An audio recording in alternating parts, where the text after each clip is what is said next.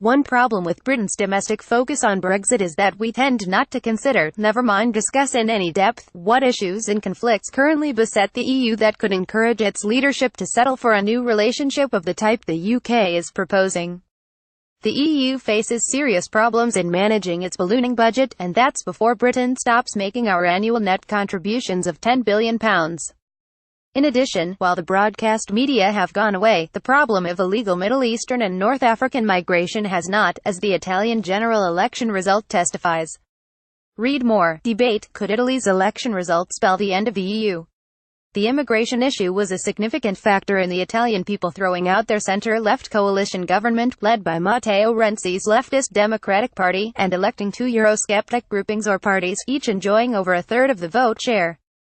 In the south, the anti-establishment left-wing Five Star Movement swept the board, while in the north, the right split the spoils mainly between the Northern League and Silvio Berlusconi's Forza Italia, although the former prime minister himself is barred from holding office. With the victors including the more radical aspects of Italy's left and right, the results suggest no obvious government coalition. Although polar opposites in many regards, both sides advocate greater state intervention and heavy government spending in a country that already has a chronic public debt problem. Sentiment in Italy against the EU is running high. The euro is blamed for much of the country's economic problems, and the Five Star Movement has said that it would like Italy to leave the currency. With Italy receiving 85% of the EU's illegal migrants, according to the UN, main parties made the mistake of either ignoring the issue or continuing to support the EU's open-door policy.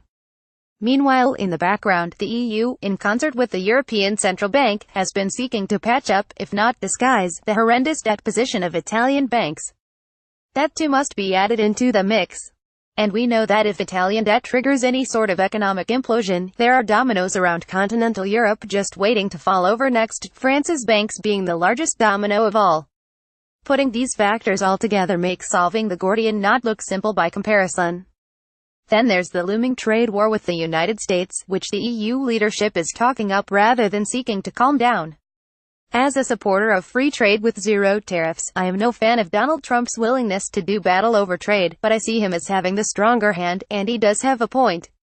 The EU's protectionist customs union does extract higher tariffs on American goods, such as cars, which gives President Trump the opportunity to play to his domestic audience by saying he is correcting an injustice. Of course, it would be far better if everyone's car import tariffs were cut to zero, but no one is suggesting this obvious solution. Unfortunately for the EU, its Italian calamity and Trump's belligerency both come just as the stakes are being raised in the Brexit negotiations. If Theresa May and her negotiating team choose to take advantage of the opportunity, they could put the EU in a pincer-like grip.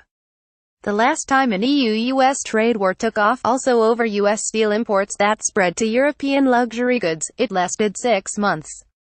This time it could be longer, and could easily coincide with the UK's exit from the EU at the end of March 2019. It would be damaging enough to EU motor manufacturers for US import tariffs on EU-made cars to shoot up and undermine their largest export market. But for this to coincide with Britain leaving without a trade deal, potentially resulting in the UK levying import tariffs on the bloc's second largest export market, would be a combination little short of catastrophic. The potential for job losses across the automotive supply chain would surely make every EU national government sit up. Better than for Jean-Claude Juncker to reduce the number of fronts that the EU must battle on by settling the EU-UK trade deal to the satisfaction of manufacturers of cars and other goods early on, so it can turn its attention to Trump's antics and the chaos in Italy. Read more. Free trade advocate Gary Cohn has exited the White House.